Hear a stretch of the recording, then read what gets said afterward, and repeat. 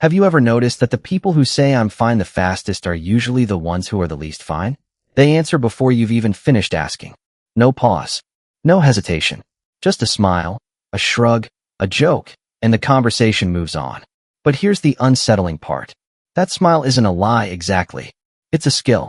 A survival skill they built so early in life, they don't even remember learning it. And the body? The body remembers everything the mouth learned to hide.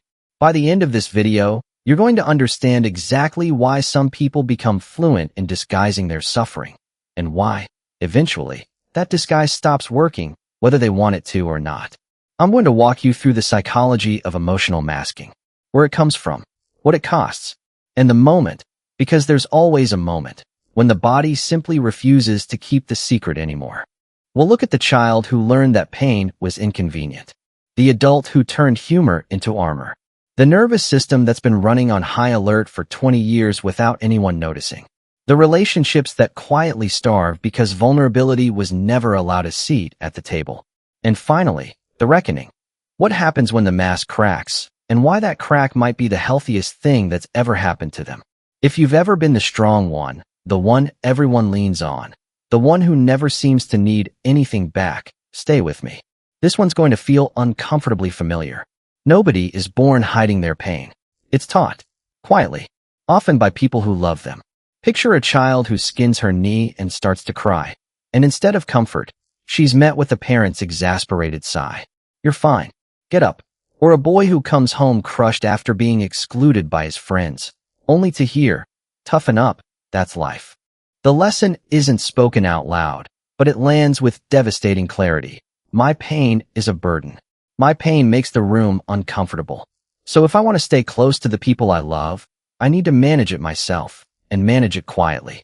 Psychologists call this emotional invalidation, and repeated exposure to it in childhood doesn't just teach a child to suppress a single tantrum.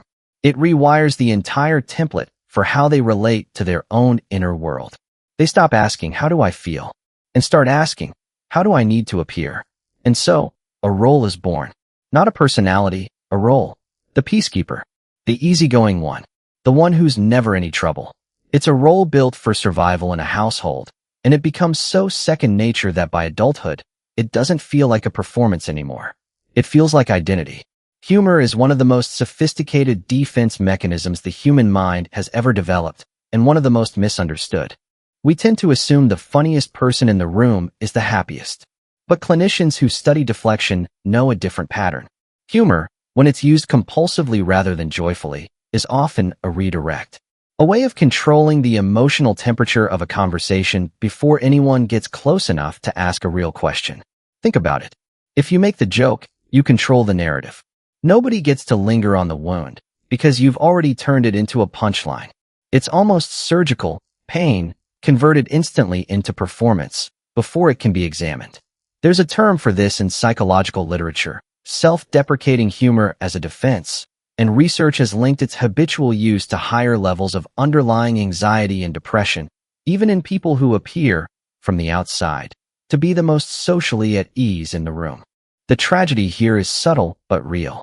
The people around them walk away thinking, that person has it all figured out. Meanwhile, the joke was never really for the audience. It was a shield, and it worked exactly as designed, which means nobody ever thought to ask if they were okay. Here is the part most people don't want to hear. You can successfully hide pain from every single person in your life.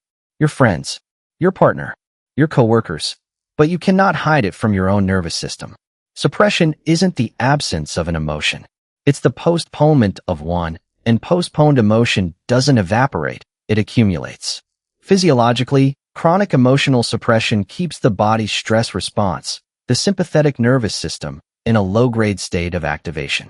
Elevated cortisol, tense muscles, a heart that never quite gets the message that it's safe to stand down. Over months and years, this shows up as things that seem to have nothing to do with emotion at all. Unexplained fatigue, tension headaches, a stomach that reacts to stress before the mind has even consciously registered it. Sleep that never feels restorative, because the body is essentially standing guard all night, defending against a threat that was never physical to begin with. This is the cruel irony of the mask. The very strategy built to protect them from discomfort becomes, Over time, a slow-burning source of it. The pain they refuse to speak out loud finds another language to speak in instead, and the body is fluent in a language words were never given permission to use. There's a particular kind of isolation that only people who hide their pain understand.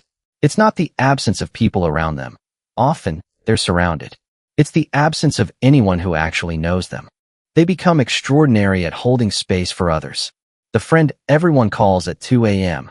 The one who remembers your birthday, checks in after your hard day, shows up with soup when you're sick.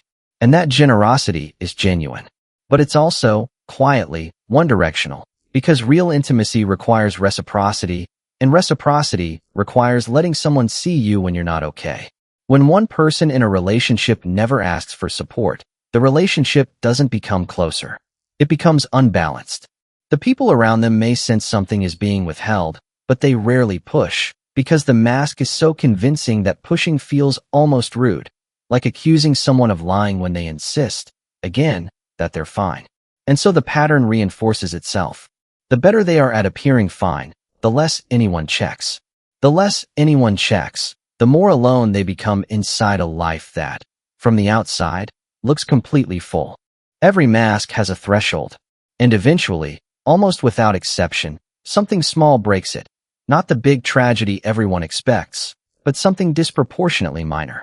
A spilled coffee, a canceled plan, a stranger's careless comment. And suddenly, years of unspoken pain come pouring out over something that, on paper, shouldn't have mattered at all. This isn't weakness. This is physics. A system under sustained pressure will always find its release point, and that point is rarely convenient or dignified.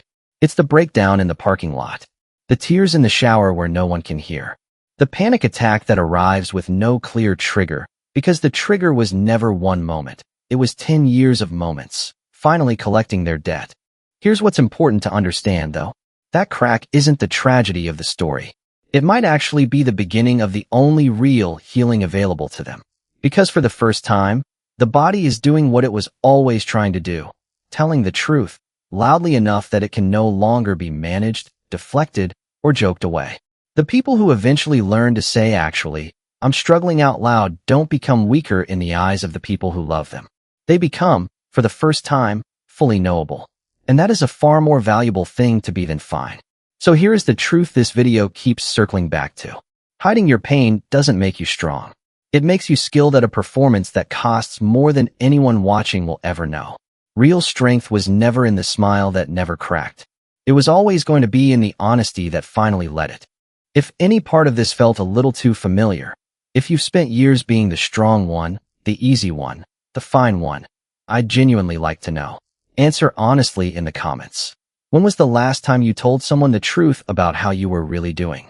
And if this gave you a new way of seeing someone in your life, or seeing yourself, consider subscribing. Because we're only just beginning to understand what the quiet ones have been carrying all along.